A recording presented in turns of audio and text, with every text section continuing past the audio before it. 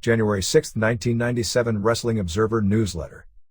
ECW expected to debut on pay-per-view. Original Cancellation and Pro Wrestling Torch Story, WCW Starrcade, tons more. By Observer Staff. Wrestling Observer Newsletter, P.O. Box 1228, Campbell, California 950091228. January 6, 1997. After a week of negotiations back and forth, it appears likely, or at least somewhat likely, that ECW will debut on pay-per-view after all in 1997, perhaps as early as April 13. ECW's Paul Heyman said he was cautiously optimistic the deal could be put back together after several conference calls between Steve Carl of ECW and top executives from Request TV, including President Hugh Pinheiro, over the past week. The deal appeared to have fallen apart when Pinheiro decided to cancel the ECW date on December 20, largely over reservations about several occurrences within the promotion, in specific the fire incident in late 1995 and the November 23 incident in Revere, Massachusetts, where an underage untrained wrestler received a horrific beating and a blade wound, the likes of which even some of the most hardened and callous people seeing the tape ended up being revolted by. The first pay-per-view show would have been either March 30 or more likely April 13. Pinheiro stated on December 30 that the two sides are in the process of talking and that the Christmas holiday slowed up the negotiations because so many people were out of the office. He said he was a little bit confused about the incident in Revere, Massachusetts, because nobody had informed him of it until just over 1 week ago. At that point, Request had approved the ECW date, thinking they were just another pro wrestling promotion like the WWF or WCW. But after recognizing they are a more violent form of the genre, they had to learn what they do and ensure that the company take greater safeguards against injuries as they move from a regional operation to getting national exposure. He said that he doesn't consider ECW banned from pay-per-view, but is a little concerned how a 17-year-old kid with no training got into the ring and was cut up in the manner which he was. As the new kid on the block, they have to demonstrate they ECW are up to the same level of professionalism as WWF and WCW, Pinheiro said. My people thought they were like WWF and WCW, and when we found out differently, we started to do more research. I have no intention of banning them. Pinheiro said that no date was on the books as of press time, but if the two sides can reach agreements on the items of concern, they could still get their date in either late March or April. Heyman stated that because of the problems, he's given up the idea of March 30, but is still hoping to put everything together by the end of the week and be a go for April 13. Request services about 18 million addressable households in the United States. The other major pay-per-view carrier, Viewers' Choice, which would be the sole carrier in about 7 or 8 million of the pay-per-view homes, along with a branch that covers most of Canada, had decided against carrying the show because of the content of the ECW television show, in particular the usage of Tyler Fullington, Sandman's son, in a wrestling angle. Even if the show goes on as planned, the loss of VC would cut out about 30% of pure profit from the show's potential. A good showing in the debut show on Request from a buy rate standpoint would probably influence Viewers' Choice to carry the second show, but there is no guarantee. Both Request and Viewers' Choice in the United States carry other controversial events such as UFC, although Viewers' Choice Canada does not carry any NHB events, and several cable systems in the United States, Cablevision Incorporated being the most prominent, no longer carry any NHB events, even though UFC is behind the major boxing and WWF and WCW events as the most profitable regular entity currently on pay-per-view. NHB events not being carried in some cities are the result of both political and religious pressure on the cable system, which, unless ECW does a repeat of the crucifix angle, which they obviously aren't going to do, doesn't figure to be a problem for ECW unless the company garners substantial national media attention. By that point, the company would almost have to be incredibly successful before those types of problems would even raise their head. The compromises being worked on have to do with ECW putting regulations and safeguards in place that would keep Request out of a major scandal and avoid a repeat of incidents such as the fire incident or the Revere, Massachusetts incident. Pinheiro said he wasn't against blood being used on the show as long as the show is appropriately labeled with a warning at the beginning of the show that there may be graphic violence and that the blood isn't overdone. Heyman said that they had agreed that no stabbing or puncture type of movements with sharp objects would be used on the show, such as an Abdullah the Butcher type gimmick. He said that Request wanted the names and IDs of all participants in such a show ahead of time to make sure they are of age, and that he has no problem with it because he wants every participant in the show to be under contract before the show before advertising them. Request wanted to be informed of any last-minute surprise participants beforehand, and Heyman said considered all of Request's concerns to not be unreasonable.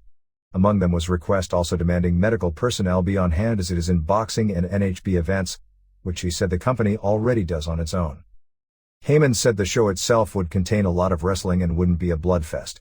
There will be no gimmick matches with blood connotations, at least as he has the show planned, such as cage matches, barbed wire matches, chain matches, or dog collar matches. He said the show would culminate many feuds and would be the ECW product as it is today with no watering down. Pinero released a public statement on December 31 saying that based on information garnered from staff research on ECW and the fact ECW would be taking a step up going from local events to national pay-per-view, Request had decided to temporarily cancel the event until doing more research to better understand how ECW operates. The public statement on December 31 was decidedly more negative concerning an imminent ECW pay-per-view show than conversations with Pinero and Heyman the previous day indicated. Request TV has been in ongoing discussions with Extreme Championship Wrestling to carry one of its events in 1997. During these discussions we learned about specific incidents involving an underage ECW wrestler who appeared to be seriously injured during an event in Massachusetts. We were surprised that the ECW never mentioned that these public relations problems existed, and contrary to the claims made by the ECW, no tape of the incident was sent to anyone at Request TV. Whenever we work with a new pay-per-view event provider, we like to be thorough in investigating their ability to stage a quality event. Therefore, my staff was instructed to research these alleged incidents and discover that they were true, and also learned that generally the ECW was theatrically more violent than other wrestling events. Based on this new information and the fact that an ECW event would be a step up from being a local event to a national pay-per-view event, we decided it would be prudent to temporarily cancel the event while we did additional research to better understand how the ECW operates. We are still considering carrying the event and, as we would with any national pay-per-view event, we are taking great precautions to ensure that when an event does air it meets all of our standards to create longevity for that particular event, Pinero said in the statement. During the week the story of the original cancellation of the pay-per-view took on a life of its own, with some ECW hardcore fans losing sight of the issues that caused the problem, as hardcore fans of anything are wanted to do, and instead blaming Wade Keller of Pro Wrestling Torch for the show's cancellation. That had even less credibility as WWF hardcore fans in 1991 blaming the company's steroid scandal fiasco on someone like Phil Mushnick and ignoring the causes of the problems internally, from the lies of Hulk Hogan, the double talk of numerous executives at Titan Sports, and the fact that 90% of the wrestlers in the company were on steroids and they were basically considered a necessity to be a Titan wrestler in that era. The fault lies with the company for ignoring a series of warning signs and non-scripted violent acts or near-violent blow-ups, both involving fans and wrestlers, which date back to 1995 and culminated that night in Revere, Massachusetts, or at least hopefully culminated in Revere, Massachusetts, as I'd hope that Revere, Massachusetts doesn't historically turn out to be another ignored warning sign en route to a bigger problem. Keller's involvement was limited to questioning Pinero last week about the date of the planned pay-per-view event and his reaction to the videotape of the incident in Revere, Massachusetts that Heyman had claimed to have sent to Request to inform them ahead of time about a possible problem. Pinero had not even heard of the event in Revere, Massachusetts, and upon further investigation, claimed that nobody from Request had seen such a tape, nor had they as late as December 30th. Pinero went so far as to, in a public statement about the problem on December 31st, said that contrary to the claims made by Heyman, no tape of the incident had been sent to anyone at Request, nor had ECW informed anyone in the company that these potential public relations problems existed. If anyone in ECW or any fan of ECW wants to point a finger of blame for this problem, the finger points in an obvious direction. On the surface it was somewhat perplexing to think ECW would attempt to put a lid on the tape getting out, but voluntarily send it to the people where it could do the most potential damage, although there were people at Network One, a provider of programming for mostly low-power television stations, that claimed they had been sent a tape. After finally receiving a copy of the tape, no previous description told to me, and I heard plenty of them from readers who were there live, and even people who had seen the tape could do it justice. Nor could anything written here do it justice to anyone reading this who hasn't seen the tape. It was the single biggest turnoff and perhaps most revolting thing I've ever seen in wrestling. I can't describe exactly why, other than it was, and some wrestling personalities involved in some pretty gruesome bloodbaths in promotions far wilder than ECW that have seen the tape have had the same reaction. I've seen 17-year-olds juice.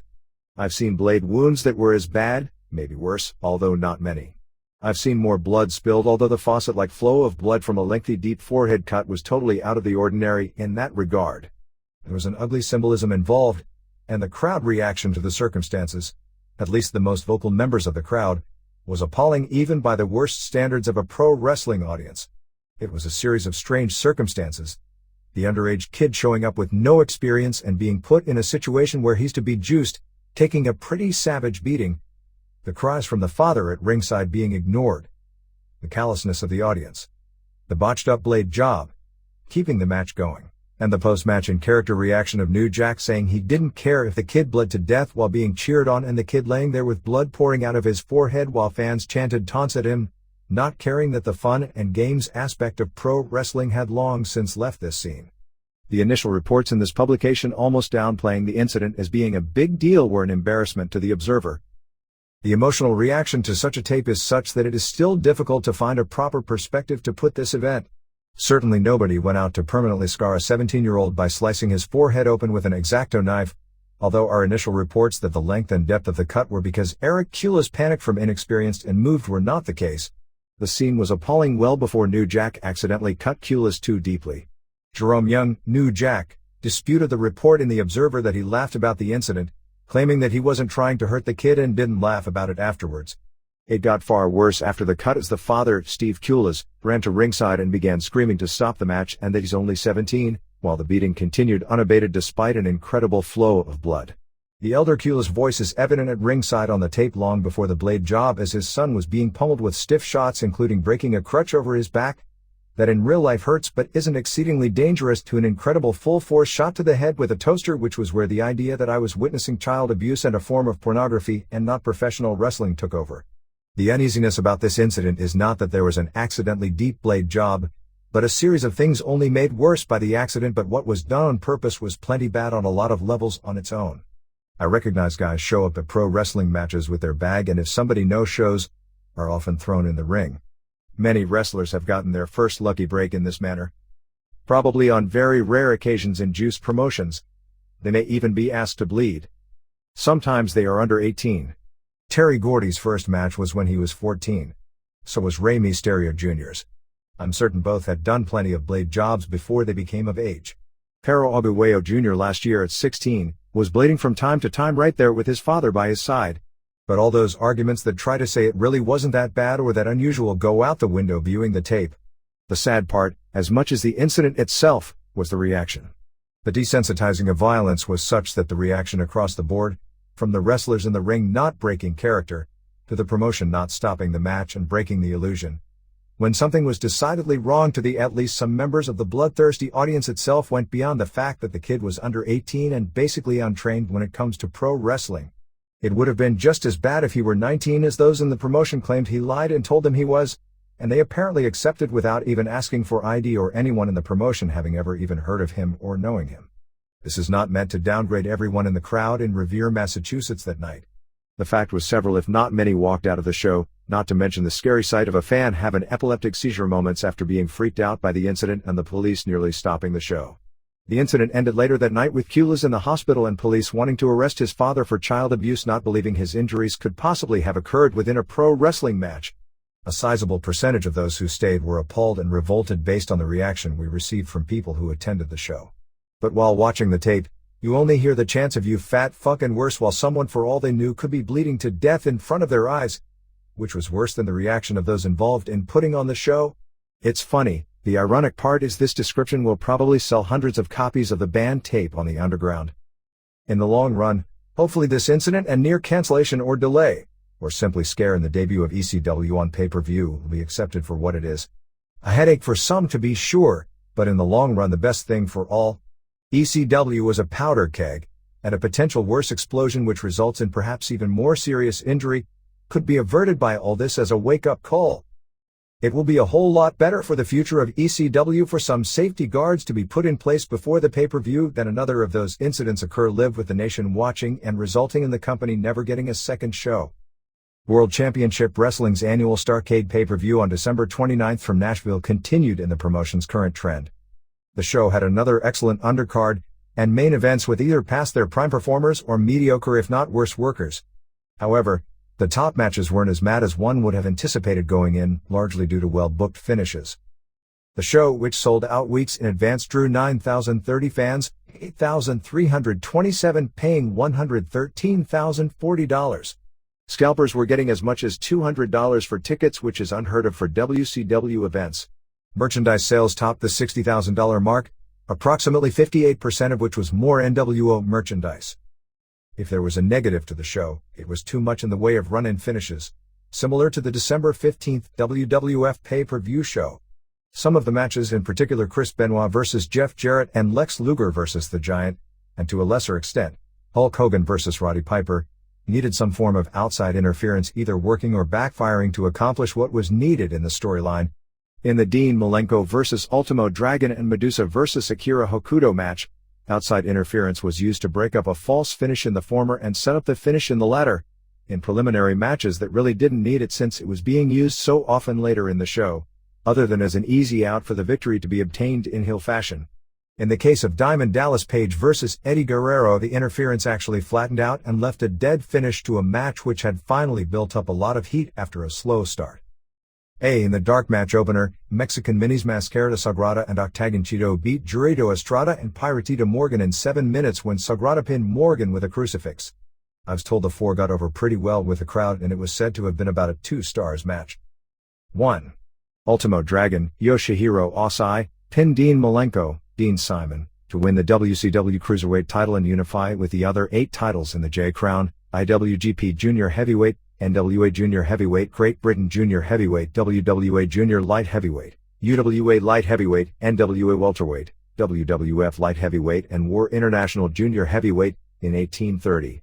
The plan coming out of all this is that Dragon will lose to Jushin Liger on 4 at the Tokyo Dome and apparently win all 9 belts, however they'll do the deal. Don't you love it when Japan tries to copy American wrestling angles? That the contract was for 8 belts and not for 9. So Dragon will retain the WCW belt and then return to the US and drop that title alone so the WCW title isn't unified with the other 8 titles. This was nearly a perfectly flawless worked match, starting with good kicking by Dragon and mat wrestling by both. Dragon once again did the spot where he teased the topaz, flipped back into the ring, and suddenly went for it and nailed Malenko on the floor. Dragon dominated early with mat wrestling. The announcers still weren't getting the submissions over. Malenko mainly used leg submission holds and Dragon would struggle to the ropes and break. Finally the two traded near falls with them building up a tremendous amount of heat, particularly since Dragon, who is the foreigner with Sonny Ono in his corner, played heel. After big move, Dragon hit the Osai moonsault, which announcer Mike Tenay had built up as the move that bears his real name, which is unique for American wrestling for the announcer to acknowledge the real name of a masked wrestler. They teased the double count out, but both got back in and Dragon missed the moonsault.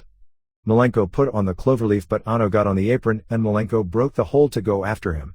Dragon used a pile driver and Malenko a brainbuster and there were big pops as each kicked out of the moves. Finally, after a series of standing reversals, Dragon used the tiger suplex, reverse full Nelson grip taken over backwards into a German suplex, for the pin. It would be very hard to imagine a better technical pro wrestling match than this. 4.5 stars. 2. Akira Hokuto Hisako Uno, pinned Medusa, Deborah Michelli, to become the first WCW Women's Champion in 706. Hokuto came to the ring with both Kensuke Sasaki, her husband, and Ano Nick Patrick did the heel ref bit, while Lee Marshall did commentary and referred to Hokuto's first name as Akita, which is a Russian dog. Ano tripped Medusa early to give Hokuto an early edge.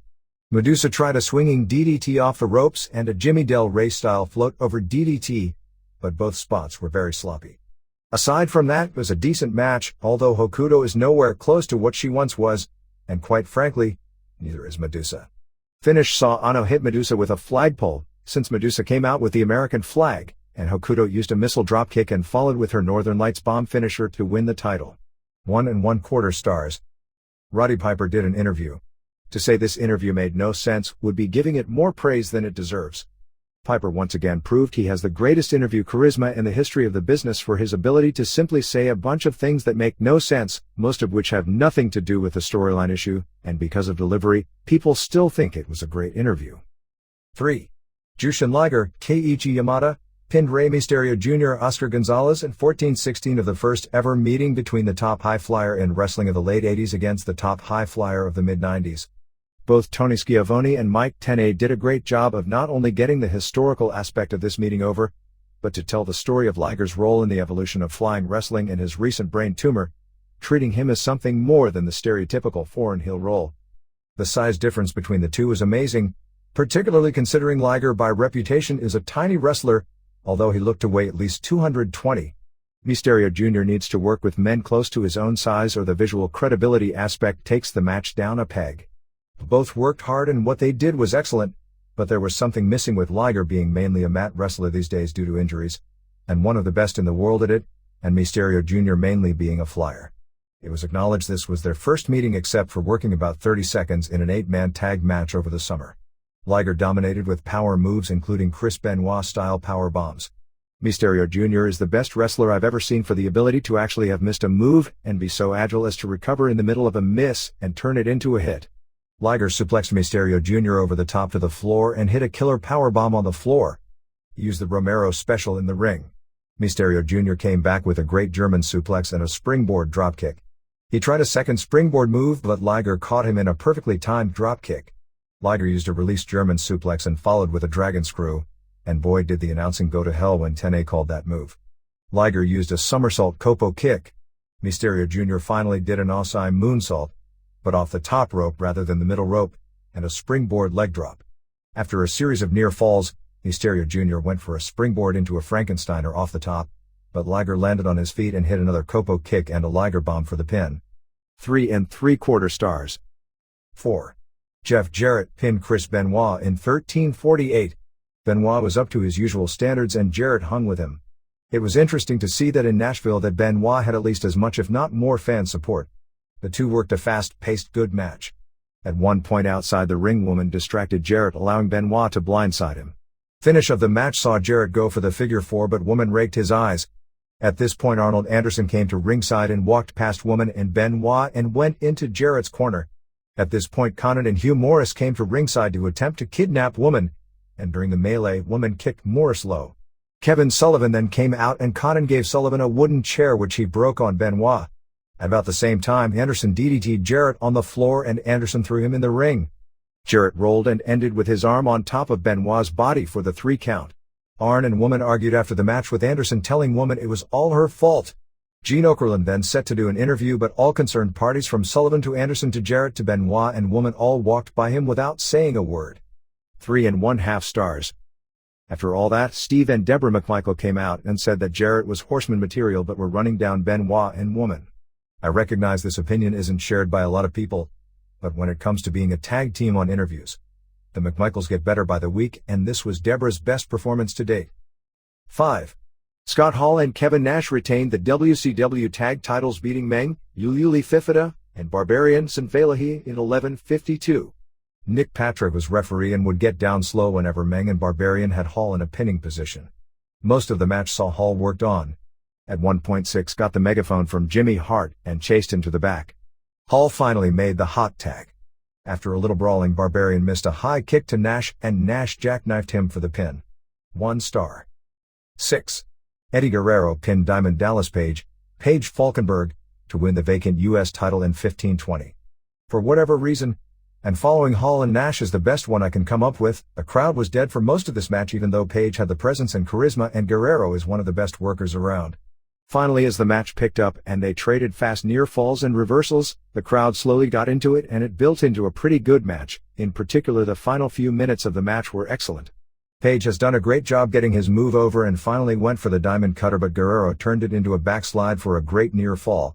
After a collision which involved the dreaded referee bump, Hall, Nash and Six hit the ring and Hall gave Page the former Razor's Edge, which is now called the Outsider's Edge. Guerrero, who was on the floor, climbed to the top rope and scored the pin with a frog splash. In this case, the outside interference finish was a negative as the crowd was getting into their false finishes and crowd reactions went flat once the interference came. After the match, Hall, Nash and Six all went after Guerrero and he managed to fight them all off for a while before they finally overpowered him. 3 stars.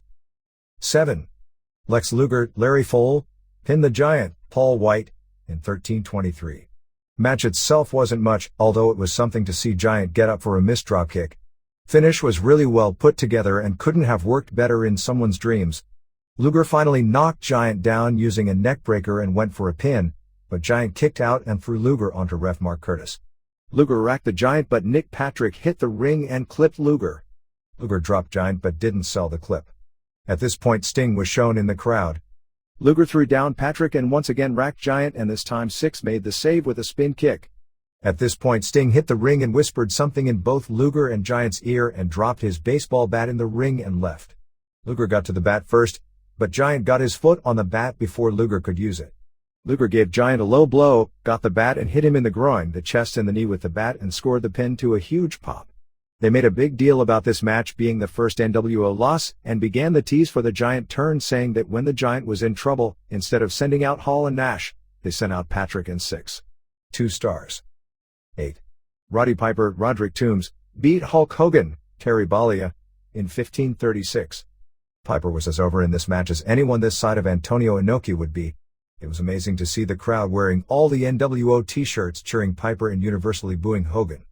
The two did the best they could, which wasn't very good, but the match was built up so well and the two have so much charisma that they didn't need to do anything. Piper looked noticeably older in the ring in this match than in his last WWF stint. Finish saw Hogan miss the leg drop and Giant came to ringside. Giant had Piper up for the choke slam but Piper escaped. At this point a fan hit the ring and Hogan and Randy Anderson began stomping him into the ground, but he wouldn't move until the cops dragged him out and I believe he was arrested. Piper then put Hogan in the sleeper and the ref checked Hogan, who was out, and awarded the match to Piper. Hall and Nash came out and Piper beat them up and ducked out. Hogan left with them teasing lots of tension between Giant and the rest of the NWO, with them blaming Giant for Hogan's loss. 1.5 star. Major events wrestling calendar January 3rd to February 3rd. January 4th New Japan Tokyo Dome, Choshu vs Hashimoto. January 5th WWF Los Angeles Sports Arena, Sid vs Undertaker. January 6th WCW Monday Nitro tapings Monroe, Louisiana Civic Center. January 10th WWF San Jose, California Arena, Sid vs Austin. January 11th WWF Anaheim, California Arrowhead Pond, Sid vs Austin. January 11th Philadelphia ECW Arena, Douglas vs Dreamer. January 13th WCW Monday Nitro tapings New Orleans, Louisiana Superdome. January 19th WWF Royal Rumble pay-per-view San Antonio, Texas Alamo Dome, Sid vs Michaels. January 20th All Japan Osaka Furitsu Gym, Kobashi vs Misawa. January 20th WWF Monday Night Raw tapings Beaumont, Texas Montage Center. January 20th WCW Monday Nitro tapings Chicago United Center. January 21st WCW Clash of the Champions TBS Special Milwaukee, Wisconsin Center. January 22nd Rings Tokyo Budokan Hall, Maeda vs Maurice Smith. January 22nd WWF Dallas Reunion Arena, Bret Hart vs Sid vs Michaels. January 25th WCW NWO Sold Out pay-per-view Cedar Rapids, Iowa 5 Season Center, Hogan vs Giant. January 25th WWF New York Madison Square Garden, Michaels vs Mankind. January 26th WWF Philadelphia Core State Center, Bret Hart vs Sid vs Michaels. January 27th WCW Monday Nitro tapings Des Moines, Iowa Veterans Memorial Auditorium. January 31st WWF Toronto Sky Dome, Michaels vs Bret Hart vs Sid. February 2nd WWF Montreal Molson Center, Bret Hart vs Sid vs Michaels. February 3rd WCW Monday Nitro tapings Memphis, Tennessee Mid-South Coliseum. Results. December 15th Caguas, Puerto Rico, WWC, Invader No. 1 Kershawn Morley, Abdullah the Butcher b. Larry Hamilton, Puerto Rican title Ray Gonzalez b. Huracan Castillo Jr. to win held up title, Chicky Star and Buddy Landell b. El Profe and Jim Steele, taped fist match Skull Von Crush b. Black Feather. December 19th Toluca AAA Mahan and Pequeño Rebelde b. Norteño and Blanco y Negro, Imperio Rojo and Zebra Jr. b. Nucleon and Estrella 2000 Discovery and Tornado b. Canai and Caris La Momia, Cibernetico and Alcon Antonio Olmos, Alcon Dorado Jr., the Pero Aguayo and Mascara Sagrada DQ. December 20th Arecibo, Puerto Rico, WWA, 800, Gothic Knight b. Ray Antonetti, Rockin' Rico b. Sabucan, Vangador Boricua and Rockero b. Barabas Jr. and El Exotico, WWF IC title, Hunter Hurst Helmsleeker Savio Vega, Sid b. Sabucan and Antonetti and Rico and Knight, Dutch Mantle b. Pulgarcito, Puerto Rican title Jake Roberts b. El Bronco. December 22nd Mexico City Arena Coliseo, EMLL, Firito and Guerrero del Futuro b. Bracito de Oro and Mascara de Sagrada, Ione Jinjin and Buffalo Salvaje and Kundra b. Babe Richard and Alacron and Ultimatum, Chicago Express and Lynx and Reyes Veloz b. Atlantico and Jaguar and Olympus, Lismark Jr. and Olympico and Mascara Magica B. Felino and Mano Negra Sr. and Astro Ray Jr. DQ Silver King and Dos Caras and Mr. Niebla B. El Satanico and Scorpio Jr. and Andy Barrow. December 22, Roseville, Michigan, Insane Championship Wrestling, 350, Jimmy V. B. Brian Fury, Bones B. Rude Boy DQ, Rhino Richards B. Christian Cage, Alexis Machine B. Dr. Maxwell, Death Wolf B. Tony Smalls, American Kickboxer B. El Perro and Rick Wilde. Skinheads, WWF Headbangers, NC Sex and Violence, Tex Monroe B. Psycho Rick. December 24, Tokyo Korakuen Hall, FMW, 835, a bunkhouse match Takamichi Noku and Wing Kanemura B. Dragon Winger and Hideki Hasaka, Hideo Makimura and Masato Tanaka and Hayabusa B. Gasaku Goshigawara and Hayato Nanjo and Tetsuhiro Kuroda. December 25, Hakata Star Lanes, UWFI 2000 Matsui D. Kamiyama, Kazushi Sakuraba B. Hiromitsu Kanehara, Yoshihiro Takayama B. Kenichi Yamamoto, Masahito Kakihara B. Naoki Sano, Nobuhiko Takata and James Stone, Little Guido B. Billy Scott and Yoji Anjo. December 25, Mexico City Arena Coliseo, EMLL, Babe Richard and Pegaso B. Kundra and Supremo 2, Mascarita Magica and Dorito and Ciclin Chito Ramirez B. Fiorito and Guerrerito del Futuro and Damian Cito, Astro Ray Jr. and Karloff Lagarde Jr. and Chicago Express B. Solar and Olympico and Olympus, Rambo and Mano Negra Sr., and Black Warrior B. Dos Caras and Silver King and Brasso de Plata, CMLL Middleweight Title El Satanico B. Shocker. December 25, Tokyo, Ballerts 200, Naohiro Hoshikawa B. Satoshi Yoniyama, Yuki Ishikawa B. Minoru Tanaka, Takeshi Ono and Katsumi Yujuda B. Alexander Otsuka and Ishikawa. December 26, Chicago Rosemont Horizon WWF, 5449 Doug Furnace and Phil LaFon B. Razor Ramon and Diesel 1/2 of 1 star, Crushed B. Sabio Vega Dead, Ahmed Johnson NC Goldust 1/2 of 1 star, WWF title, Sid B. Mankind 1 star, Farouk B. Mark Marrow 2 stars, Godwins and Bart Gunn B. Owen Hart and Davey Boy Smith and Justin Bradshaw 2 stars, IC title Undertaker B. Hunter Hearst Helmsley DQ 1 1/2 star, Vader and Steve Austin B. Bret Hart and Shawn Michaels 2 1/2 stars. December 26, Charksdale, Mississippi, USWA, 300 Don Bass B. Ken Wayne, Tony Falk B. Flash Flanagan, Bill Dundee B. Sermo, Mike Samples B. Stephen Dunn, Jerry Lawler and Brian Christopher B. Wolfie D. and Jamie Dundee. December 26, Kawasaki, Michinoku Pro/Battlerts, Jinsei Shinzaki B. Grand Naniwa, Taka Michinoku and Men's Teo and Dick Togu B. Naohiro Hoshikawa and Super Delphin and Masato Yakashiji, Tiger Mask Sayama B. Shiryu, Taisuke Ikeda and Alexander Otsuka and Satoshi Yoniyama B. Katsumi Yujuda and Takeshi Ono and Minoru Tanaka, Great Sasuke and Yuki Ishikawa B. Gulliver 10 and 20. December 26, Tokyo Dome JD, 5,800/part of major event, Jaguar Yokota B. Bloody Phoenix, Esther Moreno and Kuga and Linus Asuka B. Yoshiko Tamura and Kumiko Maikawa and Yumiko Hata. December 26, Bakersfield, California, Slammers, Mike Earhart B. El Espirito, Jimmy James B. Tyrone Little DQ, Bern Langdon B. Joy Boy, Hombre de Oro B. Spider Malloy, El Toro Bravo B. Jeff Lindbergh. December 27, Uniondale, New York, Nassau Coliseum, WWF, 9107 Doug Furnace and Phil LaFon B. Razor Ramon and Diesel, Farouk B. Savio Vega, Ahmed Johnson B. Crush DQ Goldust B. Jake Roberts, Shawn Michaels Steve Austin Godwins and Bart Gunn B. Owen Hart and Davey Boy Smith and Justin Bradshaw, Undertaker B. Vader DQ IC title, Hunter Hearst Helmsley B. Mark Marrow, WWF title Sid B. Mankind. December 27, Downingtown, Pennsylvania, ECW, 969 Sellout, Chris Candido B. Mikey Whipwreck, Louis Spicoli B. Balls Mahoney, Spike and Bubba Ray Dudley B. Bad Crew, Gangstas B. D. Von Dudley and Axel Rotten, Stevie Richards B. GQ Quartermain ECW Tag Titles, Eliminators B. Sabu and Rob Van Dam, Pitbull No. 2 B. Brian Lee ECW Title Raven B. Sandman, Tommy Dreamer and Beulah McGillicuddy B. Shane Douglas and Francine. December 27, Tokyo Korakuen Hall, UWFI, 2,200 Sellout, Matsui D. Kamiyama, Naoki Sano B. James Stone, Yoji Anjo B. Billy Scott, Kenichi Yamamoto and Masahito Kakihara B. Kazushi Sakuraba and Hiromitsu Kanehara, Nobuhiko Takata B. Yoshihiro Takayama.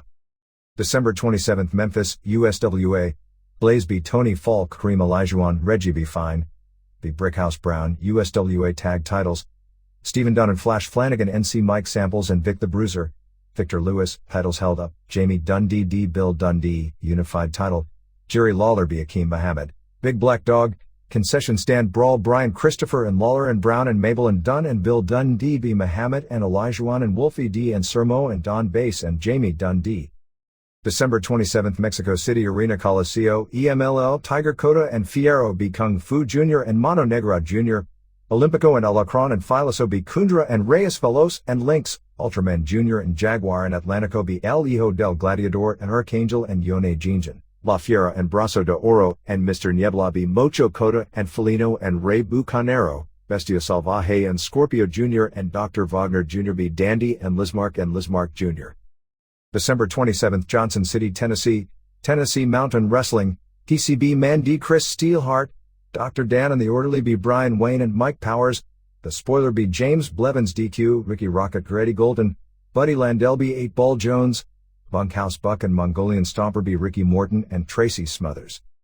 December 27th, Baltimore, MD, Mid-Eastern Wrestling Federation, Cat Burglar B. Pretty Boy, Samoan Gangstas, Samu and Coco Samoa, Glenn Osborne and Dark Rebel, Chuck Williams, Joe Thunder B. Lucifer, Adam Flash DDQ Quinn Nash, Knuckles Sandwich and Clubber Lang, Ralph Soto, B. Earl the Pearl and Johnny Desire, Mark Schrader B. Devon Storm, Corporal Punishment B. Pablo Marquez, ECWL Puerto Ricano, Jimmy Cicero B. Jason Knight, Axel Rutten B. Schrader. December 27th, Chalmette, Louisiana, Ultimate Wrestling Federation, 155, Casey Blaze B. Jerry Sawyer, Kevin Northcutt B. Marcel Pringle, DiBiase B. Wigger, Chris Adams and Robert Gibson B. Al Savage and Punisher, Blaze 1 Battle Royal. December 28th, Providence, Rhode Island, WWF 4634, Doug Furness and Phil LaFon B. Razor Ramon and Diesel, Farouk B. Savio Vega, Ahmed Johnson B. Crush DQ, Goldust B. Jake Roberts, IC title, Hunter Hurst Helmsley B. Mark Marrow, Godwins and Bart Gunn B. Owen Hart and Davey Boy Smith and Justin Bradshaw, Undertaker B. Vader DQ, Shawn Michaels B. Steve Austin, WWF titles Sid B. Mankind. December 28th, Allentown, Pennsylvania, ECW, 1300, Mikey Whipwreck B. Bad Crew, Pitbull 2 B. D. Von Dudley, Spike and Bubba Ray Dudley B. Balls Mahoney and Jimmy Cicero, Stevie Richards B. Axel Rotten, Brian Lee B. Louis Piccoli, Rob Van Dam B. Chris Candido. Eliminators beat Gangstas and Sabu and Van Dam in three-way dance to keep ECW tag titles, Tommy Dreamer and Beulah B. Shane Douglas and Francine, dog collar match for ECW title Raven B. Sandman. December 28th, Tokyo Korakuen Hall, JWP, 2010 Sellout, Tomoko Kuzumi B. Osugi, Candy Akutsu D. Saburo, Cutie Suzuki D. Fuseo Naochi, Mayumi Ozaki and Rieko Amano B. Plum Mariko and Hiromi Yagi, Devil Masami and Kanako Matoya B. Hikari Fukuoka and Esther Moreno, Ozaki and Amano B. Masami and Matoya to win tag team tournament, Dynamite Kansai B. Emi Motokawa. December 28th, Girard, Ohio, IWA, 1000, T.C. Reynolds B. John Lawrence, Cody Michaels B. Milwaukee Mauler, Shiva AFI B. Giant Lumberjack, Frank Stiletto B. Lord Zoltan, Preston Steele and Malia Hasaka B. Iron Sheik and Debbie Combs. December 28th, Minneapolis, Minnesota, Pro Wrestling America, 250, Scotty Z B. Chi-Town Thug, Jeff Warner B. Stiff Jackson, J.B. Trask B. Horace the Psychopath, Dan Jesser and Billy Blaze B. Hate Troopers, Wellington Wilkins Jr. B. Randy Gusto, Lenny Lane B. Great Sasuke Original. December 28th, Staten Island, New York, Universal Superstars of America, 350, Mike Sharp 1 Battle Royal, Brittany Brown B. Brandy Alexander, El Mascarado B. Ken Sweeney, The Cult B. Magic, Chucky B. Kodiak Bear, Bodyguard for Hire B. Sharp. December 28th, San Francisco, Incredibly Strange Wrestling, 450, El Jalapeno and El Psychotico B. Dr. Loco and Latin Stud, Grand Fangoria B. Astro Zombie 2000, Missing Link, not original, B. El Homo Tonto, Chris Cole B. El Demonio, Bill Calhoun B. Chicano Flame, La Chingona B. El Hijo del Punta and Magic Dragon, Slaughterhouse B. Fangoria DQ, Border Patrol No. 1 B. El Flamingo. December 29th, Tokyo Korakuen Hall, JD, 1400, One Night Rookies Tournament, Yoko Takahashi B. Miwa Kikia, Miho Wakizawa B. Miyuki Sagade, Rumi Sekiguchi B. Sachi Abe, Yuko Kasugi B. Fuji, Takahashi B. Wakizawa, Sekiguchi B. Kasugi, Takahashi B. Sekiguchi to win tournament, Yuki Lee and Chikako Shiratori and Jaguar Yokota be Bloody Phoenix and Chiquita Azteca, Esther Moreno and Pequeña Azteca, Alda Moreno, TWF Women's Title Linus Asuka be Lola Gonzalez, Kuga be Bison Kimura. December 29, Miami, Florida, Sunshine Wrestling Federation, 1200 Johnny Torres be Bobby Davis DQ, Cuban Assassin be Madman Pondo, Luna Vachon be Riptide, Demon Hellstorm be Paul Adonis, Duke Drees be Vampire Warrior, Chief White Eagle and Chief Little Lone Eagle be J.R. James and Little Bad John, Dan Severn be Joda, Foria. December 30th, Knoxville, Tennessee, WCW Monday Nitro Tapings, 4021, WCW Women's Title, Akira Hokuto Kermadusa 2 stars, Amazing French Canadians be Public Enemy, WCW Cruiserweight Title, Ultimo Dragon be Jushin Liger 3 stars, Strap Match Conan be Mr. Wall Street, Hugh Morris be Kensuke Sasaki DQ, Harlem Heat be Faces of Fear, Glacier be Disco Inferno, Chris Benoit be Chris Jericho 3¼ stars, Dean Malenko D. Rey Mysterio Jr. 3¾ stars, Lex Luger be Greg Valentine. December 30th, Albany, New York, WWF Monday Night Raw Tapings, 6855, be Mike Bell, Mankind be Owen Hart, Doug Furnace and Phil LaFon be Razor Ramon and Diesel, Mini Vader be Mascarada Sagrada Jr., Bret Hart and Savio Vega be Steve Austin and Farouk DQ, Hunter Hearst Helmsley be Flash Funk, Jerry Lawler be Goldust Core, Mike Bell be Nick Barbary, Undertaker be Crush DQ, Lawler be Tony DeVito, Vader be Bret Hart, WWF title Undertaker be Sid DQ, Helmsley and Lawler be Mark Marrow and Goldust DQ, Rocky Maivia be Davey Boy Smith Core, Shawn Michaels be Steve Austin. Special thanks to Dan Paris, Michael Scarberry, Bart Orkline, Chuck Morris, Tammy Cabe, Tadashi Tanaka, Ron Harris, Manuel Gonzalez, Lance Levine, Georgianne Macropoulos, Todd Neal, Eric Dahlberg, Dominic Valenti, Tim Harshman, David Stylianoff, Steve Dr. Lucha Sims, Tim Whitehead, Shane Hansen, Bill Brown, Ken Verrett, Bobby Baum, Christine Griskavich. Japanese Television Rundown. December 8, All Japan. 1. Toshiaki Kawada and Akira Tao won the World Tag League Tournament beating Mitsuharu Misawa and Jun Akiyama in 31-37. The last 22 minutes aired on television and it was a real classic, particularly from a psychology standpoint. It was almost as if the company had built the entire year into getting spots over for this match. The first major spot was Tao choke slamming Akiyama off the apron, basically meaning Misawa had to go against both of them. Tao used a top A on Misawa. Kawada dropped Misawa on his head but Misawa still kicked out of the following power bomb. Tao used the choke slam and dynamic bomb same as Liger bomb on Misawa but Akiyama awoke from the dead to make the save. They did a combination choke slam and back suplex dropping Akiyama on his head. Tao then German suplexed Misawa on his head and Kawada back dropped Akiyama on his head again.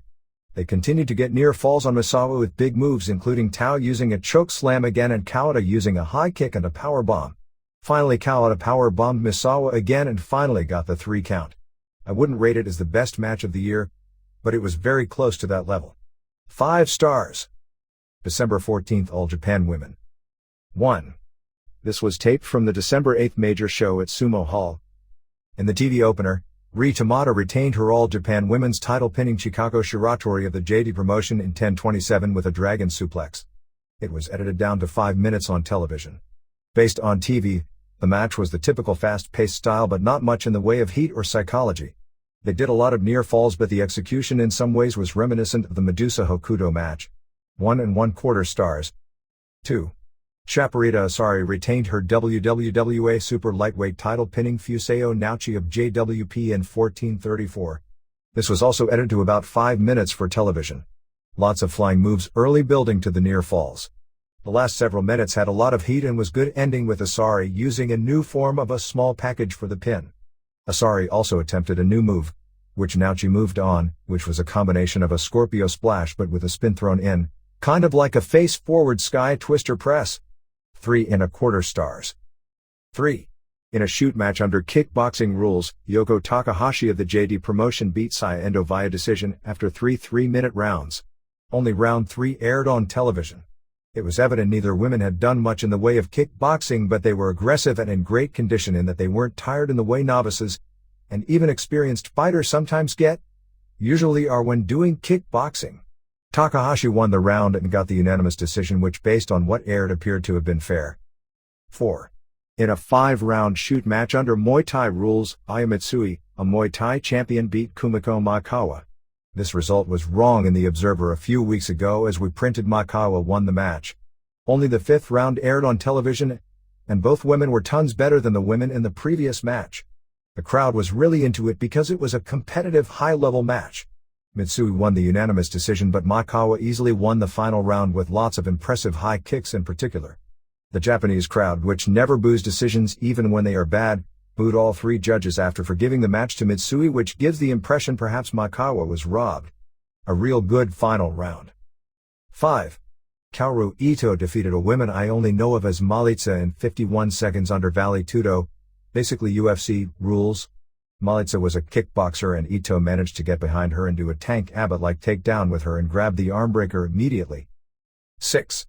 Rosina Alina, a Soviet women judo heavyweight who placed second in her country's Olympic trials and is considered world-class in judo, once again defeated Yumiko Hata in another shoot match under Vale Tudo rules in 4:29.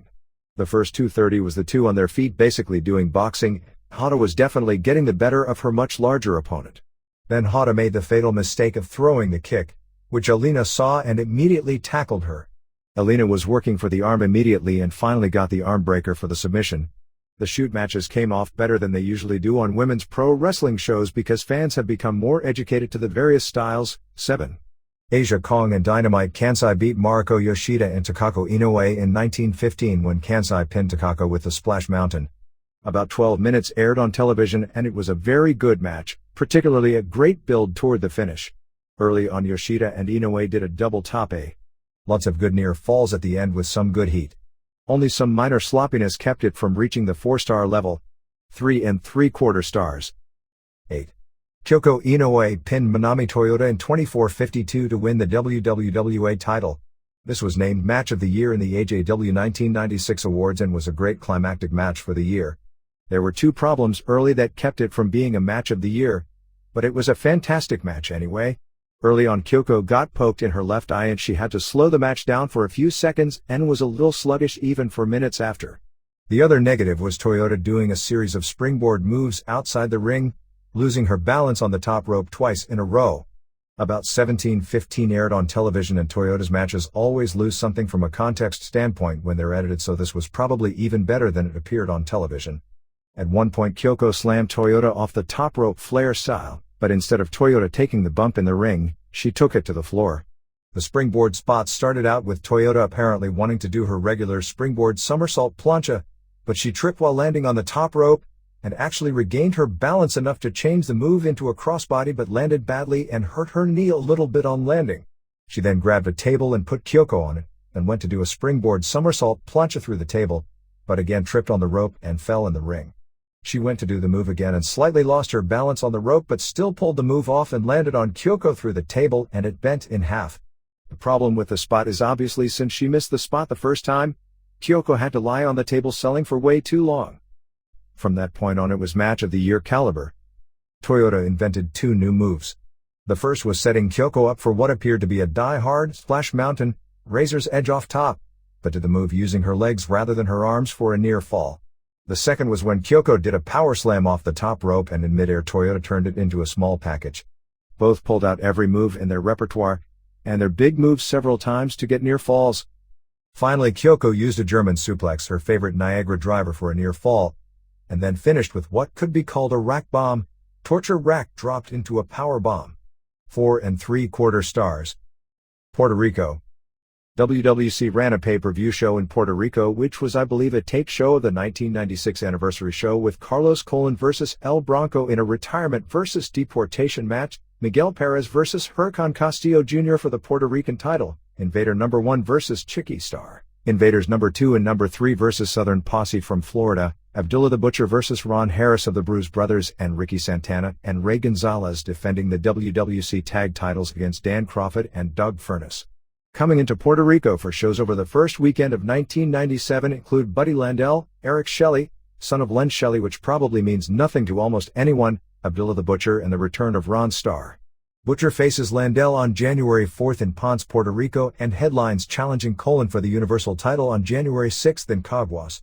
Also in Caguas was Invader No. 1 vs. Sean Morley, Perez vs. Nene, Castillo vs. Chiqui Star, Gonzalez vs. Landell for the Puerto Rican title, Santana and Black Feather vs. D'Lo Brown and Skull Von Crush and Shelley vs. Ron Starr. Gonzalez won the WWC Puerto Rican title, which had been held up, beating Castillo on December 15 in Caguas when Chiqui Star's interference backfired. The rival WWA ran on December 20 in Arecibo, drawing 800 fans for a tour which included WWF wrestlers Savio Vega, Sid, Jake Roberts, Dutch Mantle, and Hunter Hearst Helmsley. The tour was building to a title versus title match with WWA champ Vega facing Sid, which no doubt ended in some sort of a no decision. On the Arecibo show, Helmsley retained the IC title going to a double count-out with Vega in a match with Dave Heckner from the WWF as referee. Sid was scheduled to defend the WWF title against Duke Dries, who no-showed, and it was announced he suffered some sort of an accident. Sid was in the ring and a series of jobbers, Sakukan, Ray Antonetti, Rockin' Rico, and Gothic Knight, all hit the ring and Sid powerbombed all of them. Jake Roberts, who holds the Puerto Rican title, retained the belt, pinning El Bronco after a DDT. However, Bronco beat Roberts for the title on December 21 in Caguas, and Barrabas Jr. beat Rockero to win the WWA lightweight title on the same show. Don't have the result of the title versus title match between Sid and Savio Vega, however neither title changed hands, so assume it was a double count out. Don't have Caguas attendance either, however the December 19 show in San German with the same WWF talent, Vega, Sid, Roberts, Mantle, Helmsley, drew 600. They announced that coming to this promotion in 1997 will be Shawn Michaels, Bret Hart, and Undertaker. EMLL. It's the traditionally slow season, and EMLL generally uses this time to build up new stars.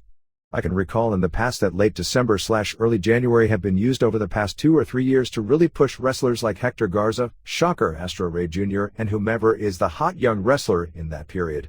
There doesn't appear to be a standout this year, as the December 27 Arena Coliseo show was headlined by Bestia Salvaje and Scorpio Jr. and Dr. Wagner Jr. beating Dandy and Lismark Jr. when Salvaje pinned Lismark Jr. after a low blow, and they did the post-match hair versus mask challenges. They also ran Arena Coliseo on December 25 with El Satanico retaining his CMLL middleweight title beating Shocker. Wagner is again leaving for Japan on December 29. Pena's Super Luchas magazine named Wagner as CMLL Wrestler of the Year. They teased a Silver King feud with La Fiera on December 20. Panico, who is one of the Emil Road agents, said that the Hector Garza jump and appearance in WWF came as such a shock to the promotion that he didn't even know about it until December 17, which would have been the day after Garza worked the Raw tapings. Rayo de Jalisco Jr. had ankle surgery and won't be back until the February EMLL Japan tour. Promo Azteca. The major show of the week was December 27 in Zacatecas with Conan and La Parca and Tarzan Boy vs. Juventud Guerrera and Pirata Morgan and Universo 2000 as the main event, but we don't have any details. Conan will be running shows every Sunday in Mexico City at El Cortijo Bull Ring starting on January 5, with the first show having Conan and Parca and Tarzan Boy vs. Guerrera and Psicosis and Morgan on top. AAA. Probably the biggest news is something that hasn't happened, but it is strongly being hinted in the local wrestling magazines that AAA is in trouble of losing its television. Televisa has increased the Sunday morning show to 4 hours, which appears to say that AAA is safe as you need 2 different promotions to fill that many hours. However, the magazines are reporting that Televisa is unhappy with the deterioration of the AAA product and the dinosaurs on top replacing the wrestlers that jumped to Azteca. In particular, the company was unhappy about spending years building up the younger wrestlers only to see them, now that they're over, working for the rival network. The plan now is to put Heavy Metal and Hector Garza and Latin Lover as a regular trio called Las Máquinas del Amor, or the Love Machines, I guess as a tribute to Art Barr. Heavy Metal is now part of a famous Mexican rock band called Heavy Nopal. Around 1993, when the band was really hot, it was a big deal when they'd go to the matches in Mexico City to cheer Heavy Metal on. Volador, who has been out of action since a February car accident that was originally thought to be career-ending, is set to return next month.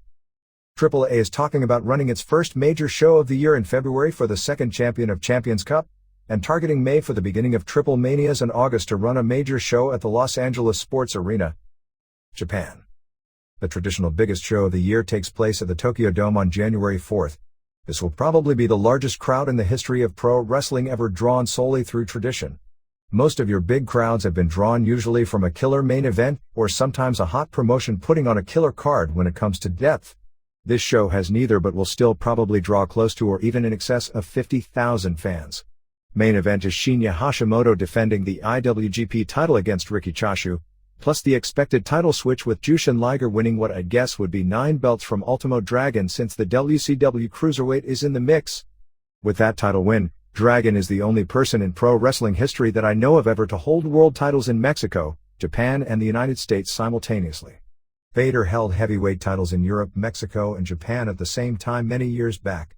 Most of the Dome undercard consists of Big Japan vs. New Japan interpromotional matches, but Big Japan is hardly what UWFI was when it comes to being a major league office with named talent. The mystery opponent for Koji Kanemoto still hasn't been mentioned, but rumor has it that it'll be Chris Jericho, which would be Jericho's New Japan debut. New Japan, since 1997 will be its 25th anniversary year, is planning more major shows than ever before, as talk right now is of doing a show at the new Osaka Dome on May 3rd, the Nagoya Dome in early October, and the Fukuoka Dome in November, not to mention the G1 at Sumo Hall for 5 nights in August. UWFI ran its final 2 shows on December 25th in Hakata before 2,000 and December 27th at Korakuen Hall before a sellout 2,200 using James Stone and Billy Scott as the foreigners. The first show built up the finals of a tournament, won by Yoshihiro Takayama, to earn a match with Nobuhiko Takada the second night, which Takada won. Nippon TV aired an All Japan special on December 26, airing the top 5 matches as voted by the fans of 1996. The top 5 were the Kenna Kobashi Triple Crown title win over Akira Tao on July 24, the tag tourney finals with Mitsuharu Misawa and Jun Akiyama vs. Tao and Toshiaki Kawada on December 6, the Kawada vs. Kobashi 60-minute draw on October 18, the Misawa and Akiyama beating Kawada and Tao for the tag titles on May 23, and the early July match with Misawa and Akiyama losing the tag titles to Steve Williams and Johnny Ace.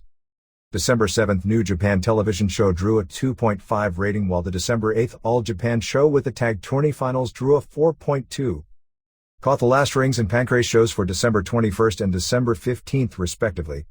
It appeared that the Yoshihisa Yamamoto vs. Kiyoshi Tamura semifinal in the Battle Dimension tournament was either a shoot, or these two are the 2 best workers in the entire business today, and Tamura isn't all that far from that level in some ways, and a great shoot match at that. The other semifinal with Volkan vs. Bitsade Terriel was definitely not a shoot nor a good match. Maurice Smith's match on the show against Bitsade Milan appeared to be neither a shoot nor a good match either. The match where Masakatsu Funaki won the vacant King of Pancrase title beating Jason DeLucia was almost completely standing up. They were pretty even, mainly kicking each other until Funaki kicked DeLucia's lower leg and it was clear he hurt him because DeLucia immediately got pissed off, which he never does, and was favoring it big time and was put away fairly quickly after the telling blow. Gong Magazine came out with its awards naming Kenna Kobashi as Wrestler of the Year and the Shinya Hashimoto vs. Nobuhiko Takada match from the Tokyo Dome on April 29 as Match of the Year. The November 29 match from the tag team tournament with Misawa and Akiyama vs. Tao and Kawada was named Tag Match of the Year.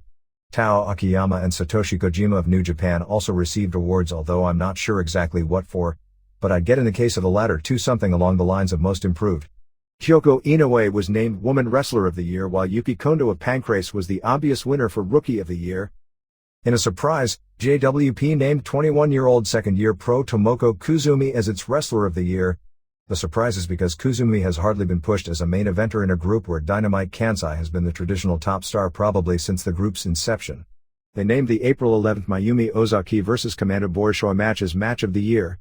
Kuzumi is generally thought of as being the best of the younger Japanese women wrestlers, although as with most of the younger ones, she's very small.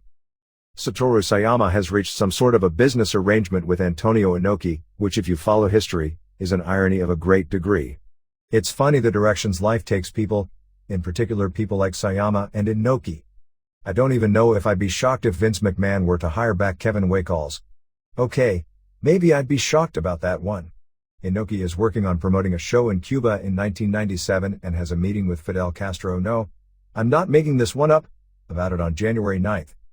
Big Japan President Shinya Kojika said that he wants to sign two of the younger wrestlers from the now-defunct UWFI to work with each other and for his group to present a UWFI-style match on every card. Speaking of UWFI, some statistics that are really quite impressive. Since the group formed in 1991, over its 6-year history it promoted 64 shows and drew 585,724 fans, or 9,152 fans per show. I wonder if there has ever been a promotion in pro wrestling history that averaged that many fans per show over a 6-year period.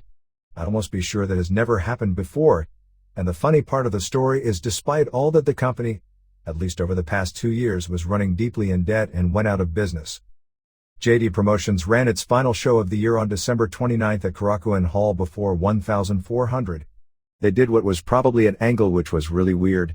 The advertised main event on the show was Lioness Asuka defending her TWF Women's title against former champ Lola Gonzalez. The angle is that when Asuka got to the building, she was told by the company president that the match would be the semifinal and that Bison Kimura vs. Kuga, Miori Kamiya, was being moved to the main event. The angle, or maybe it wasn't an angle, is that Asuka blew up and punched the president and said she was quitting the promotion when her contract expires in 2 weeks. Asuka beat Gonzalez to keep the title while Kuga beat Kimura to earn the next title shot on January 15th at Korakuen Hall. If Asuka is leaving, then you'd have to figure on her dropping the title on the next show. JWP ran its final show of the year on December 28th at Korakuen Hall, drawing a sellout 2010 with Mayumi Ozaki and Rieko Amano winning the year-end tag team tournament, beating Devil Masami and Kanako Matoya in the finals. Dynamite Kansai beat IWA wrestler Emi Motokawa in the main event. The new promotion Triple Times F looks to be down before it's even gotten off the ground. The wrestlers didn't get their paychecks the past 2 weeks and only 100 tickets have been sold for the debut card at Korakuen Hall, and apparently Korakuen Hall hasn't been paid the advance money for the January 10th show and they are in danger of losing the date. The new IWA, which debuts in late January, has signed the Great Kabuki, at 48 years old, to be its top star. USWA. The story about Jerry Jarrett selling his 50% of the company to Jerry Lawler is confirmed. Lawler appears to be running the business end of USWA along with Larry Burton, who is general manager of the promotion, and Elliot Pollock, a legitimate sports agent, who is USWA commissioner. Jarrett has been devoting almost all his time to business other than pro wrestling, so his selling really isn't as big a deal other than symbolically in that he was the last of the Mohicans, so to speak, the last remaining promoter from the late 70s early 80s era of regional wrestling to finally be out of the ownership end of the business. Spellbinder Del Rios has returned as part of the Nation of Domination using the ring name of Elijah. They are building up a feud that everyone was waiting for: Mo versus Mabel. Mo did an interview saying that he taught Mabel everything he knows, which is nothing I'd be bragging about, and said that Mabel had gotten lazy. He still asked Mabel to join the Nation of Domination and it wound up with a pull apart. Mabel and Bill Dundee and Brian Christopher and Lawler are now called the Dream Team to feud with the Nation of Domination. Insert your own Dream Team joke. The USWA tag titles were held up after the December 27th Memphis show match with Stephen Dunn and Flash Flanagan vs. Mike Samples and Vic the Bruiser, Victor Lewis, and the rematch was scheduled on the January 1st Memphis show. The January 1st show had Queen Moisha, formerly Miss Texas, versus Miss USWA, the tag title match, Bill Dundee versus Jamie Dundee in a no DQ match, a fan's dream match in which a fan can put together any match he wants to see, Wolfie D versus Brian Christopher in a ladder match, Mo versus Mabel and Lawler defending the unified title against Elijah. Lawler made a crack about Moisha, saying that when she comes out the least she could do is leave the price tag off of her. ECW. It was a big weekend for business with the December 27th show in Downingtown, Pennsylvania drawing a sellout 969 fans, paying $14,735, which is considerably up from the previous show, and December 28th in Allentown, Pennsylvania drew in excess of 1,300 fans and $20,000, which may have been the biggest non-ECW arena crowd for the company ever in Pennsylvania. At the Allentown show, Raven kept the ECW title, beating Sandman after using an object on him. They did a spot to tease a title change where Stevie Richards came in to superkick Sandman and instead, on purpose, superkicked Raven. From what I gather, it was just a spot the two came up with to make people think the title was going to change and a turn was going to happen, but at least at this point that wasn't a turn, although everyone in the building probably thought it was. Eliminators kept the tag titles, winning a three-way dance over Sabu and Rob Van Dam and Gangstas. Rob Van Dam beat Chris Candido in a match where Louis Piccoli came out after a ref bump wearing a referee shirt after Shane Douglas had given Candido a chain. When Candido got mad at the ref for not getting down fast enough on the count, it was Spicolli, and Spicolli hit him with the Death Valley driver and Van Dam scored the pin. Taz, who I believe is out of action due to shoulder surgery, which is why they're doing the gimmick that he's boycotting wrestling, once again challenged Sabu and they did a pull-apart. The return to Revere, Massachusetts this coming weekend is said to be a sure sellout. Both shows were reported to us as being good house shows. Tommy Dreamer and Beulah beat Shane Douglas and Francine on both shows as well. Upcoming lineups are January 10th in Jim Thorpe, Pennsylvania was Raven and Richards vs. Sandman and Dreamer, Douglas defending the TV title against Spicoli and Eliminators defending the ECW tag titles against Candido and Lee. January 11th at ECW Arena has Douglas defending the TV title against Dreamer, Terry Funk vs. Brian Lee and Spicoli vs. Candido.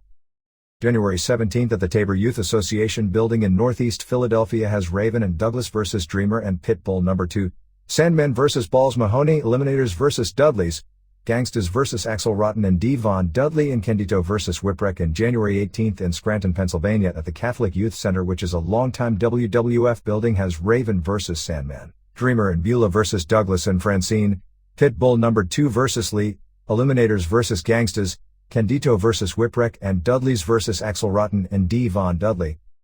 Here and there. Omar Marciasso, a famous Montreal villain in the 40s and for years later, he was the top referee in the golden age of Montreal wrestling, passed away on Christmas night at the age of 83. Marciasso worked with the likes of Yvonne Robert, Buddy Rogers, Killer Kowalski, Pat O'Connor, Lou Thez, Bobby Manigoff, Edward Carpentier Jacques, and Johnny Raju, the Sheik, and Mad Dog Vachon. A pretty lengthy obit appeared in the sports section of the Montreal Gazette noting Marciasso as the referee in two of the most famous matches ever in the city, a 1972 match before a record 20,347 fans at the Old Montreal Forum headlined by Gene Ferret, Andre the Giant's original ring name, working the Montreal promotion before he left and become an international globetrotter under his more well-known moniker, versus Don Leo Jonathan, and a 1973 baseball stadium show headlined by Mad Dog Vachon versus Kowalski that drew 29,000. At the WWF's final show at the Montreal Forum, the WWF presented Marciasso and Bob Langevin with plaques to commemorate being involved in pro wrestling for 6 decades. The television show Ring Warriors, which is a European market show that basically does Americanized composites of old and New Japan tapes, will start producing a weekly internet television show beginning on February 1st. Computer users will be able to view the program using a video player downloaded through the Ring Warriors website. The show will air continuously every hour on the hour for 7 days, with a new program put up a week later. Gordon Soley, Sir Oliver Humperdinck and Bruno Sammartino will be the broadcast team for the show. The show, located at www.ringwarriors.com, will be available for 1 year on a free trial basis, and will probably become a paid programming item in 1998. We've got some notes on Steve Nelson's Unified Shoot Wrestling Federation out of Amarillo. Nelson started the promotion in August, with his first show drawing 1,200 fans at the old Amarillo Sports Arena, the weekly home of Amarillo wrestling in the Funk's heyday through the 70s. With Nelson beating James Stone, ECW's Little Guido, to win the promotion's middleweight title. The second show was on November 2nd at the Coliseum and drew 4,000 fans for a 19-match show that included Dan Severn vs. Geza Coleman Jr., which is a phenomenal crowd for an independent promotion. The third show will be a 17-match card on January 4th back at the smaller sports arena, with Nelson facing Clinton Burke, a 2-time NCAA place winner and 4-time world medalist in Samba wrestling. He's using mainly former college and Samba wrestlers in shoot matches. Nelson said that the fans come to see a good fight since there is no other live pro wrestling coming to Amarillo, and that he draws from a combination of both boxing and wrestling fans and doesn't have any big-name pro wrestlers booked for the upcoming show. He does matches in 4 weight divisions, 145s, 170s, 200s and unlimited. The rules are essentially the same as Pancrase rules. Sabu no-showed the December 27th show in Gastonia, North Carolina, where he was scheduled against Rob Van Dam. The promotion told the fans Sabu simply no-showed and put Barbarian against Van Dam instead. Great Sasuke and Wellington Wilkins Jr. of Michinoku Pro Wrestling both worked shows over the weekend in the Minneapolis area for Pro Wrestling America. On December 28th in Minneapolis before 250 fans, Sasuke put over Lenny Lane, who has worked for MPW in Japan of late, while Wilkins beat local wrestler Randy Gusto. Sunshine Wrestling Federation in Florida drew 1,200 on December 29th with Dan Severn over Joe DeForia in the main event. IPW has a show on January 11th in New Britain, Connecticut at the Sports Palace with Jimmy Snuka vs. Kevin Sullivan as the main event, with 911 Brick Bronski, Devon Storm and Reckless Youth among others underneath. Ian Rotten's group in Louisville called the IWA drew its record crowd on December 26, drawing 312 fans using the headlining gimmick that the USWA is sending in wrestlers to run the promotion out of business, and used Tracy Smothers and Tommy Rich and Ricky Morton as the USWA heels against locals Ian Rotten and Madman Pondo and Doug Gilbert in the main event. Fans were told to bring Christmas ornaments to ringside for the wrestlers to use in the match.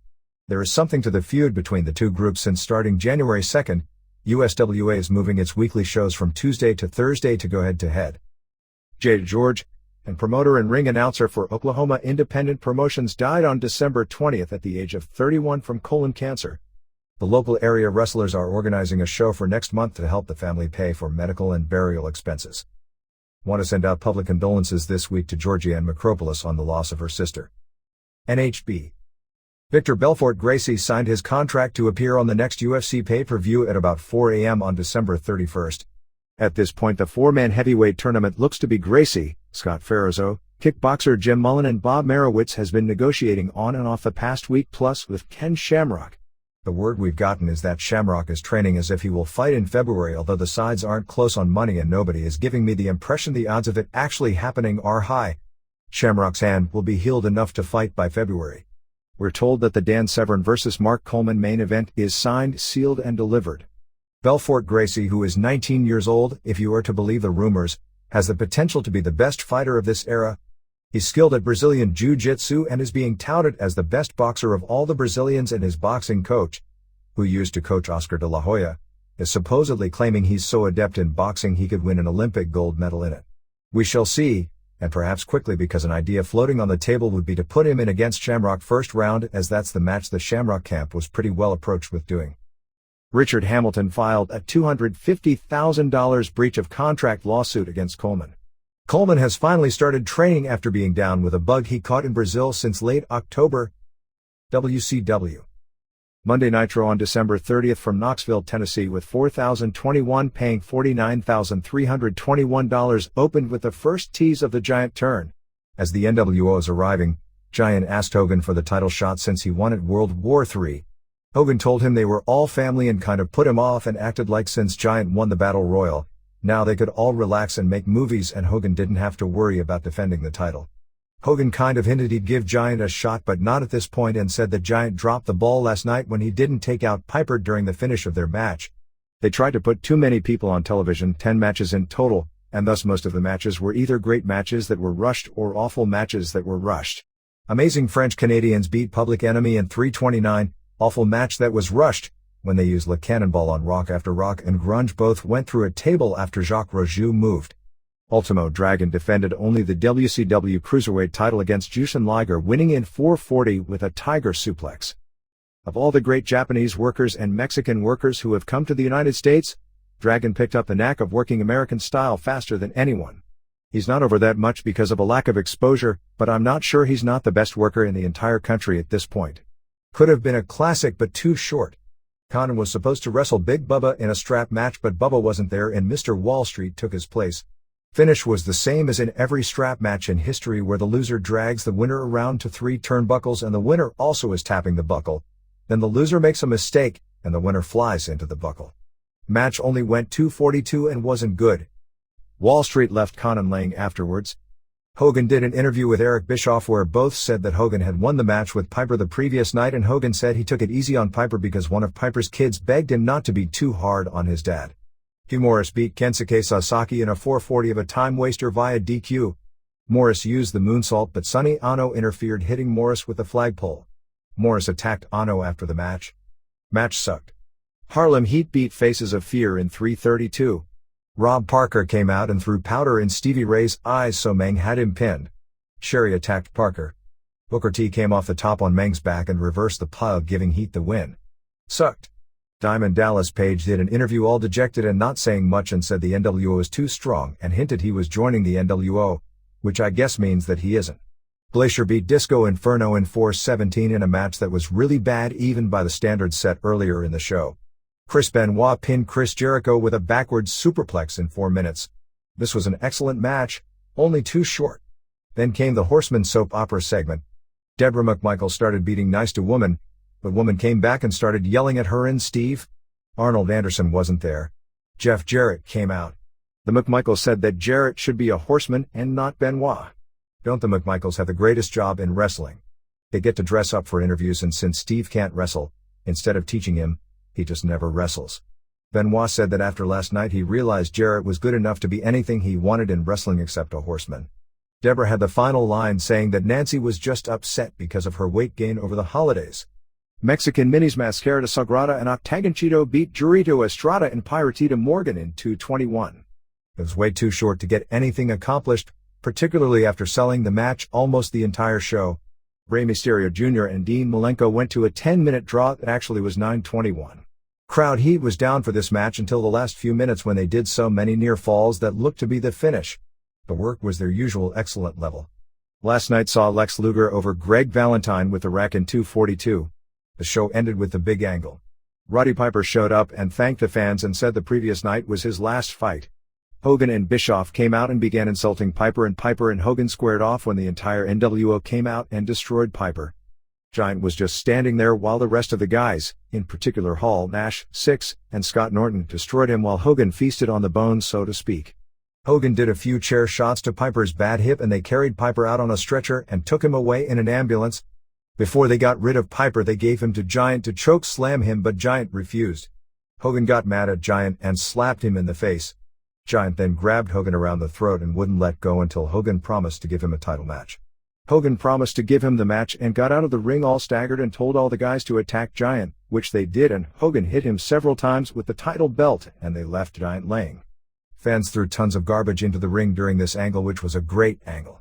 There was enough great stuff on the show to make it a good television show, but there was so much needless stuff crammed in. When Bubba wasn't there, why did Conan have to wrestle Wall Street when there wasn't enough time for the quality matches on the show to begin with? And what was the storyline purpose of the Canadians and Public Enemy, or Hugh Morris versus Kensuke Sasaki? Because of the holidays, ratings are delayed, so we don't have the December 30th numbers yet. For December 23rd, Nitro did a 3.1 rating and 5.2 share, which was a 2.9 first hour and 3.3 seconds hour. Raw did its worst mark in history, not only for a Raw show but the lowest for any Monday Night Wrestling show dating back to TNT and Primetime Wrestling in the early 80s, doing a 1.5 rating and 2.6 share. Nitro more than doubled Raw's rating overall, and nearly doubled it in the head-to-head hour. In fact, Nitro Replay, which did a 1.6 rating and 3.5 share, actually beat the initial showing of Raw. Some demographics for the December 23rd show when it comes to the head-to-head hour. In women 18 to 49, Nitro had a 66 to 34 edge, or almost double. In men 18 to 49, Nitro had a 71 to 29 edge, which tells the entire story really. Among kids, Raw led with a 56 to 44 edge, while Nitro beat out Raw among teenagers by a 55 to 45 margin. For the weekend of December 28th to 29th, Main Event did a 1.1, the Year in Review Saturday Night Show did a 2.4, and Pro did a 1.7. On Nitro, when Piper is being carried out on the stretcher, and he's screaming words that don't appear to make sense, it is actually part of an angle in that he's talking in his childhood Gaelic, and whatever he's saying is part of the storyline for his return.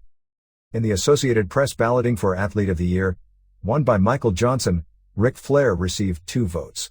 This actually became a story in Canada because Donovan Bailey didn't get any votes, and he's something of a national hero there, and several media outlets picked up on the idea that their national hero didn't get any votes and a pro wrestler got 2 votes.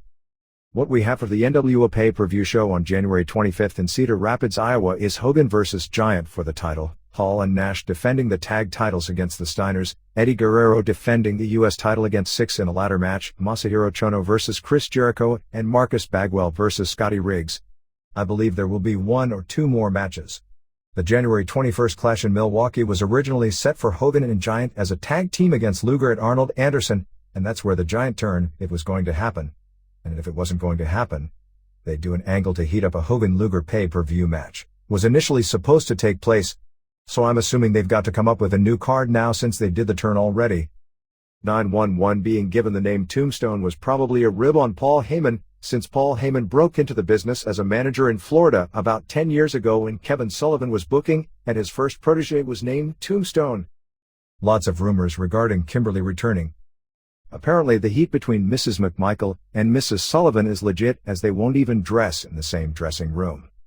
For the fourth quarter of 1996, Monday Nitro did a 3.3 rating, which was a huge increase over the same period in 1995, while Saturday Night did a 2.5 and Raw a 2.2. The Raw average wasn't down by nearly as much as people perceive, since the fourth quarter average last year was a 2.4. From all accounts, the deal to bring in Bam Bam Bigelow fell through as Bigelow turned it down. They wanted him in the NWO, and one of the main reasons he left the WWF in the first place was because he was mad at the amount of power Kevin Nash and company had. Tatanka is a question mark. Besides Nitro, there were no other WCW shows this past week. Lots of talk about bringing in Kimona from ECW as the new love interest of Benoit. Randy Savage still hasn't signed, and most reports are that the sides aren't close on money figures, although everyone expects it inevitable that Savage will return. There are rumors that WCW will be running a major show in Montreal in June. Mr. Fuji came to the Nitro in Johnson City, Tennessee. He lives in nearby Morristown, Tennessee. WWF. Monday Night Raw on December 30th in Albany, New York drew 6,855, paying $100,924, which not only was the best crowd in Albany since 1992, but was the first $100,000 house for a Monday Night Raw taping ever. The show opened with a wrestler in a yellow mask, who, from the description of the mask, may not have been Pierre Roth, who, because of a bad sound system, nobody could make out his name, beating Mike Bell. He was definitely a Mexican wrestler, however. Mankind beat Owen Hart with a piledriver in a match where Hart used his tag title belt and Mankind used a chair. Honky Tonk Man came out to announce as Doug Furnace and Phil LaFon beat Razor Ramon and Diesel. Mini Vader Espectrito beat Mascarada Sagrada Jr. in a match that I'm told the crowd really got into and was a great match. After the match, Jerry Lawler challenged Mascarada. Then came the live show. Boy, did we speak too soon regarding ECW banners. The place was filled with ECW and BWO banners, even more than NWO stuff. Steve Austin and Farouk wrestled Savio Vega and Jesse James. Austin clipped James before a commercial break and he was carried out, so Bret Hart took his place. Vega was then beaten up for the entire next segment until Hart, in street clothes, made the hot tag and put the sharpshooter on Farouk until Crush and the Nation of Domination interfered for the DQ at 13:01. Hart and Austin never touched in regulation time during this match. All the heels were beating on Bret until Ahmed Duggan came out with a 2x4. Hunter Hearst Helmsley pinned Flash Funk in 11:29 of an average match. Goldust and Marlena were in the stands watching. Lawler finally got up and began yelling at Goldust. Helmsley hit Funk with the belt to score the pin, but after the match Funk hit the Scorpio Splash, or whatever they're calling it. I think Vince's name for the hold was one of those "oh, what a move" deals. They did a face-to-face with Bret and Shawn Michaels that would have been good, but Bret's mic kept going out. Shawn was great as he sarcastically said he wasn't worthy of going first at head of the almighty Bret. Bret ripped on Shawn, saying he promised to carry the title with prestige and class but never came close, said that if you're not 14 and female you don't get into Shawn, and referred to the current gimmick of attempting to portray Shawn as a man's man by saying whose man is he? Just as Shawn started his comeback, Sid showed up and pointed out be beat both and asked for competition. The lights went out and Undertaker's music came on and he showed up. As this was going on, Vader tried to attack Undertaker, but Undertaker beat him up and Taker and Sid went face to face. Vader got back up again. As Bret went to leave the ring, Shawn crotched him with the ropes and did a plancha on Sid and they brawled.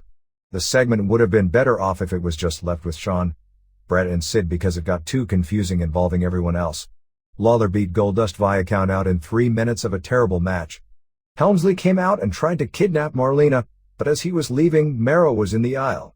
Goldust then ran out of the ring at full speed and Helmsley threw Marlena onto Mero and got out of the way, so Goldust charged and knocked into Mero, knocking Marlena flying. The timing of this was awesome. Helmsley beat up both Mero and Goldust as the show went off the air. After an intermission match, Undertaker beat Crush via DQ when Farouk, Nation of Domination and Vader all ran in and Vader used 2 Vader bombs on Undertaker. Johnson cleaned house again with a 2x4, but Farouk got it away and was beating on Johnson until he moved and Farouk accidentally hit Crush, and finally Johnson made his comeback. Honky Tonk Man did an interview saying he was looking for someone who could sing, dance, play guitar and hold the IC belt longer than he did. Lawler challenged Tony DeVito to a match and did the gimmick where he was in the ring with a mic doing his own commentary on the match. After the match, Lawler and Jake Roberts had a stare down. Michaels came out and did a strip tease, including pulling his jeans down to show his underwear, and then commentated on Bret vs. Vader, saying he wasn't going to interfere, and he didn't. Match ended when Austin clipped Bret and Vader pinned him after a Vader bomb. Sid defended against Undertaker in a match which saw Nation of Domination attack Undertaker, so Sid was DQ'd. Sid and Undertaker then pretty much worked together to clean house. Helmsley and Lawler beat Mero and Goldust via DQ. The first result announced was Mero and Goldust winning by count out, but the ring announcer later said the decision was reversed and apparently Goldust was DQ for not stopping pounding on Helmsley, although I'm not certain. Bret came out for commentary, limping, selling the clip from Austin, while Rocky Maivia wrestled Davey Boy Smith. Owen Hart came to ringside to watch Davey's back for Austin. Owen kept getting in the way of Bret's view of the match. It wound up with Owen somehow looking the wrong way. This seems to be becoming a pattern, as Austin clipped Davey and Davey was counted out. Final match was dark and it was Michaels versus Austin. They did 3 minutes of mic work and 1 minute of actual wrestling before Michaels superkicked him in a terrible match.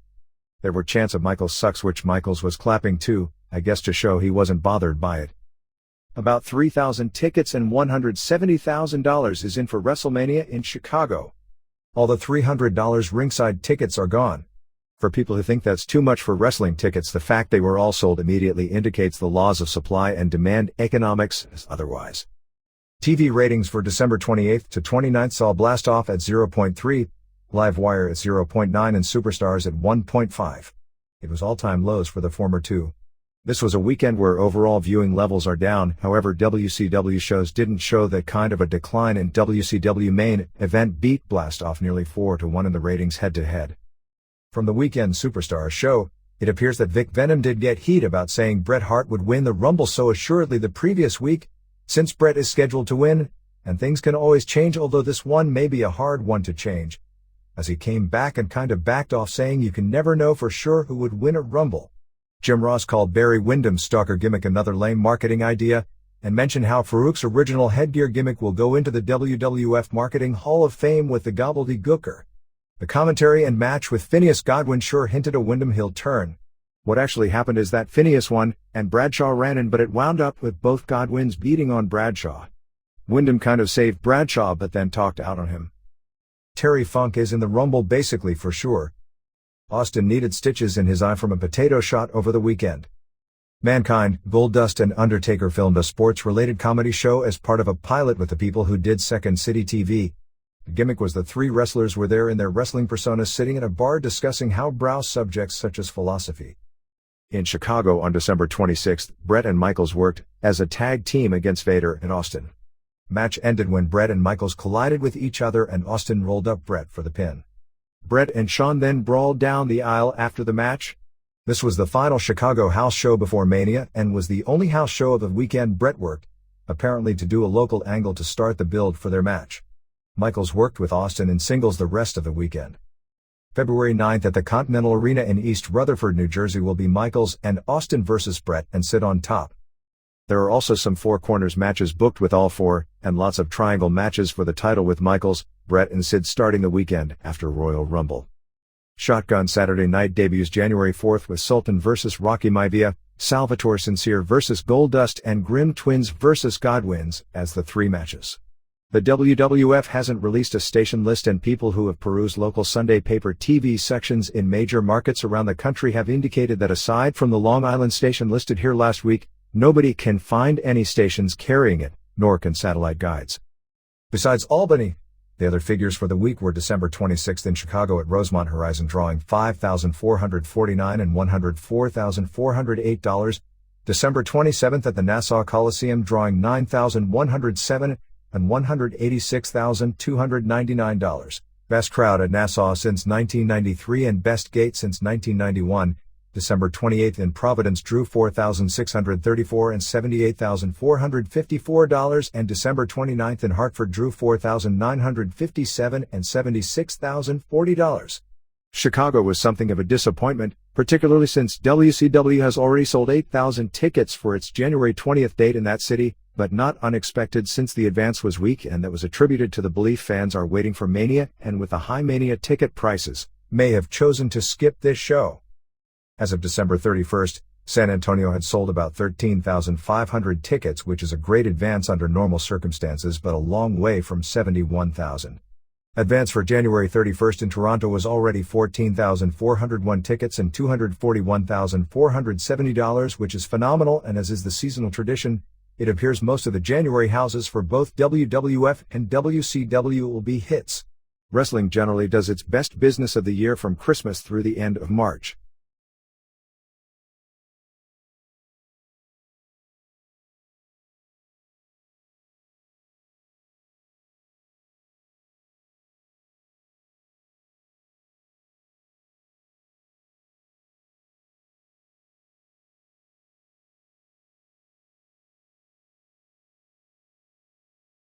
January 6,